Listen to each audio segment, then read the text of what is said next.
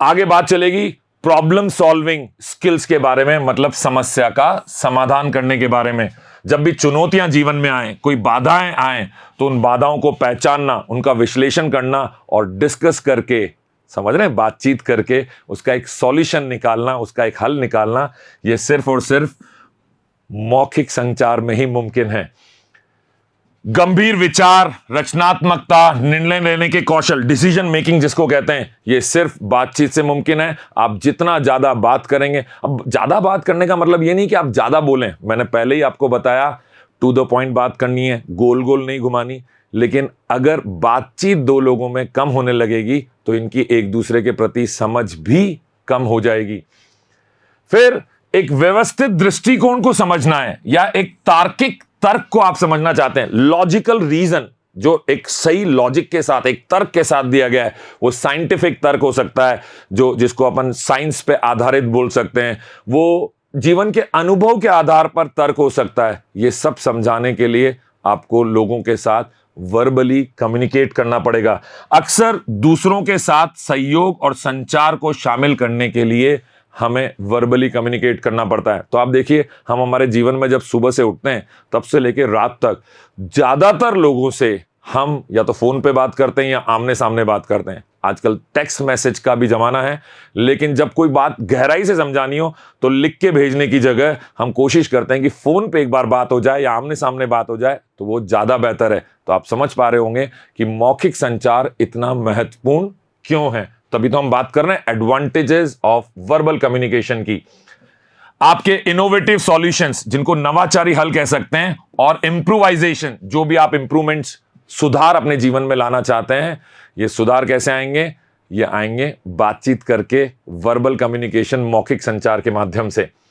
फिर आता है कल्चरल ट्रांसमिशन। हमें अगर संस्कृति का प्रचार प्रसार करना है, हम घर में त्योहार मनाते हैं तो अपने बच्चों को, अपने घर के छोटे लोगों को, या हम बड़ों से हम खुद भी सीखते हैं कि इस त्योहार को मनाने का सही विधि क्या है। तो बातचीत से ही हमें पता चलती है कि पूजा कैसे की जाएगी, आरती कैसे की जाएगी, त्योहार कैसे मनाया जाएगा। ये सारे सांस्कृतिक प्रचार प्रसार जो एक पीढ़ी से दूसरी पीढ़ी तक जाते हैं, जो ज्ञान जाता है, जो विश्वास हम एक दूसरे में, एक दूसरे के अनुभवों के साथ जो ग्रहण करते हैं, ये मौखिक संचार के माध्यम से होता है। तो दोस्तों, कल्चरल ट्रांसमिशन में हम कथाओं का इस्तेमाल करते हैं। तो आपने कहानियां सुनी होंगी ना दादी नानी से, तो वो कोई ना कोई अच्छी आदत आप में डालती थी, लेकिन कैसे डालती थी? कहानी सुना के, मतलब वो बोलती थी, एक वर्बल कम्युनिकेशन होता था।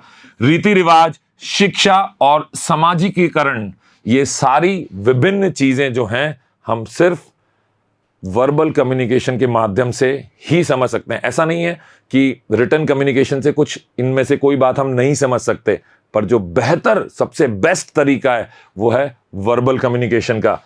सांस्कृतिक पहचानों और परंपराओं को संरक्षित करना और स्थायी रखने में भी वर्बल कम्युनिकेशन हमारी मदद करता है। साथ ही साथ पीढ़ी दर पीढ़ी जो हर घर की परंपरा होती है, समाज की परंपराएं हैं, घर की परंपराएं हैं, ये सारी परंपराएं समझ और एकता को सरल बनाती हैं, हमारी यूनिटी को, हमारी एकता को मजबूत बनाती हैं। जब हमारे बीच में सुचारू रूप से, सकारात्मक तरीके से बातचीत बनी रहती है। तो याद रखिए दोस्तों, समय के साथ सांस्कृतिक विकास चाहते हैं, अनुकूलन की और ले जाना चाहते हैं बातचीत को, जिसमें अडेप्टेबिलिटी हो, लोग एक दूसरे को समझें, आप मुझसे कुछ ग्रहण करें, मैं आपसे कुछ ग्रहण करूं। इसके लिए आपको मौखिक संचार को अपनाना चाहिए। फिर बात आती है फैसिलिटेशन ऑफ ग्रुप इंटरैक्शन, मतलब समूह अंतरक्रिया का समर्थन। जब पूरा एक ग्रुप बना हो, बहुत सारे लोग एक साथ हो, एक समूह तैयार हो, तो जो खुला संचार होता है, जो ओपन डिस्कशन जिसको बोलते हैं, उसमें सभी का इन्वॉल्वमेंट, सभी की भागीदारी कैसे बढ़ती है? जब सब लोग एक दूसरे से बात करें। सिर्फ सुनते रहेंगे, उससे भी बात नहीं बनेगी, सिर्फ आप ही बोलेंगे, उससे भी बात नहीं बनेगी। सबकी भागीदारी, सबका साथ, सबका विकास कब मुमकिन है? जब आप पूर्ण रूप से बातचीत को समझते हुए सबको मौका देंगे। तो ये वर्बल कम्युनिकेशन जो है, सबको मौका देने के बारे में है। खुला संचार मतलब ओपन डिस्कशन, ओपन कम्युनिकेशन कह सकते हैं, और हमारा इन्वॉल्वमेंट ये प्रोत्साहित होता है। जैसे मैंने बताया, समर्थनशील और समावेशी वातावरण बनता है, मतलब एक सपोर्टिव वातावरण बनता है। हम एक दूसरे का सपोर्ट सिस्टम बनते हैं, एक दूसरे की मदद करने के लिए तैयार हो जाते हैं। जब एक नारा लगता है तो सारे लोग एक साथ खड़े हो जाते हैं। कब होता है? जब हमारा वर्बल कम्युनिकेशन हो। बार बार आपको सिखा रहा हूं, सबसे पहले पूरे संचार में जितने भी तरीके मैंने आपको सिखाए, आपका वर्बल कम्युनिकेशन सबसे मजबूत होना चाहिए।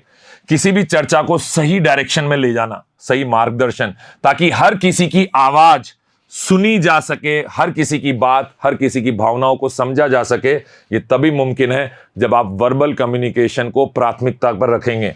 जब कभी भी आपको दो लोगों के बीच में या एक समूह के बीच में या समाज में के अंदर मान लीजिए कोई कॉन्फ्लिक्ट है, किसी बात की असहमति है, किसी बात को लेके विवाद है, तो वो विवाद भी एक निर्णयात्मक जगह पे कब पहुंच पाता है? जब हम बातचीत करते हैं। तो किसी भी टकराव का प्रबंधन करना है, उसको मैनेज करना है, तो उसके लिए भी बातचीत आवश्यक है। समूह के सदस्यों के बीच सहयोग और उनके बीच में यूनिटी को, एकता को बढ़ावा देने के लिए हमें बातचीत करनी चाहिए। जब कभी आपको बहुत सारे लोगों के साथ एक साथ बात करनी हो, उन सबको एक साथ आप भाषण दे रहे हो, जिसको हम बोलते हैं सार्वजनिक भाषण या पब्लिक स्पीकिंग, तो दर्शकों के समक्ष जब कभी आपको भाषण देना है, कोई प्रेजेंटेशन देना है, तो कैसे देंगे? बोल के देंगे। थोड़ा दृश्यात्मक तत्व लेंगे, जैसे मैं यहां पे इस्तेमाल कर रहा हूं, लेकिन बोलना भी तो जरूरी है, सिर्फ देखने से बात नहीं बनेगी।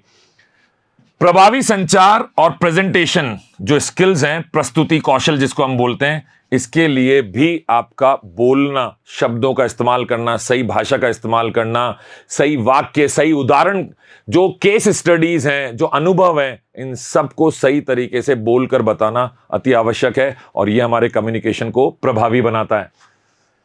दर्शकों को सूचित करना, इन्फॉर्म करना, उन्हें मोटिवेट करना या उन्हें एंटरटेन करना, यह सब तभी मुमकिन है जब आप वर्बल कम्युनिकेशन में माहिर होंगे, पारंगत होंगे। अगर आपका वर्बल कम्युनिकेशन स्ट्रांग है तो आप लोगों को मोटिवेट कर सकते हैं, एंटरटेन कर सकते हैं, उनका मनोरंजन कर सकते हैं और उन्हें सही इंफॉर्मेशन भी दे सकते हैं। अब देखिए, ध्वनि की विविधता जो हमारे बातचीत करने का तरीका है, इसमें कई सारी टेक्निक्स होती हैं। जैसे कोई बात दमदार तरीके से कहनी है तो आपको आवाज में दम लाना पड़ेगा, तो वो ध्वनि की विविधता है। आपकी शारीरिक भाषा, अभी मैंने कहा दमदार तरीके से कहनी है, तो ये शारीरिक भाषा ने मेरी बात को और दमदार बनाया, जिसको हम बॉडी लैंग्वेज बोलते हैं। और हर बात कहने का एक तरीका होता है, उस तरीके को अपन बोलते हैं स्टोरी टेलिंग। कथा के तौर पे, कहानी के तौर पे अगर आपने बात को समझाया तो लोगों को बात आसानी से समझ में आएगी। लेकिन ये कहानी आप बताते कैसे हैं? बोल के। कहानियां हम पढ़ते भी हैं, लेकिन जब कोई सुनाता है तो उसका आनंद बिल्कुल अलग होता है। आगे, नेतृत्व कौशल। अगर आपको लीडरशिप स्किल्स डेवलप करनी है, आप चाहते हैं कि आप अपनी संस्था में, अपने समाज में लीडर के तौर पर पहचाने जाएं, तो आपके अंदर वर्बल कम्युनिकेशन बहुत स्ट्रांग होना चाहिए। आपका मौखिक संचार इतना मजबूत होना चाहिए कि जब भी आप बोलें तो लोग आपको सुनना पसंद करें। यह आपके आत्मविश्वास को भी बढ़ाता है। जब आप अच्छे से बोलेंगे, आपको इस बात का एहसास होगा कि मैं बोलता हूं, लोग सुनते हैं, तारीफ करते हैं, तो आपके अंदर कॉन्फिडेंस बढ़ता है, आत्मविश्वास बढ़ता है। आगे है नेटवर्किंग, जो मुझे लगता है आज के समाज में सबसे इंपॉर्टेंट है। नेटवर्किंग का मतलब क्या है? लोगों से जुड़ना। हम किससे जुड़ना चाहते हैं, हम किससे नॉलेज लेना चाहते हैं, किससे ज्ञान प्राप्त करना चाहते हैं, किसे ज्ञान देना चाहते हैं, कौन हमारी मदद कर सकता है, ऐसे तमाम लोगों से जुड़ने के लिए भी आपके पास वर्बल कम्युनिकेशन की पावर होनी चाहिए। आपके पास वो क्षमताएं होनी चाहिए कि जब आप किसी नए व्यक्ति से जाके मिलें और उससे बात करें तो वो आपसे प्रभावित हो। तो जब कभी भी जानकारी और संसाधनों का आदान प्रदान करना है, एक दूसरे से जुड़ना है, तो हमें वर्बली कम्युनिकेट करना ही पड़ेगा। नेटवर्किंग, जिसमें साझेदारी आ गई, एक दूसरे के साथ प्रोफेशनल रिलेशन, पेशेवर संबंध आ गए, इनका निर्माण करने के लिए भी हमारा वर्बल कम्युनिकेशन लाभकारी है। प्रभावी संचार, जिसको हम बोलते हैं इफेक्टिव कम्युनिकेशन, हमारे अच्छे तरीके से सुनने की प्रक्रिया। हमने किसी की बात सुनी तभी तो हम हमारी बात रख पाएंगे, तो वो सुनने की प्रक्रिया भी इसी का हिस्सा है। आप वर्बल कम्युनिकेशन में सिर्फ बोलते नहीं हैं, आप सुनते भी हैं, फिर सुन के फिर अपनी बात रखते हैं। तो ये सुनने की प्रक्रिया भी आपके मौखिक संचार का हिस्सा है और आपके पर्सनल स्किल्स जो हैं, जितने भी इंटरपर्सनल स्किल्स है ना, जिनको अपन बोलते हैं व्यक्तिगत कौशल, ये कब निखर कर आते हैं? जब आप बातचीत करने में निपुण होते हैं।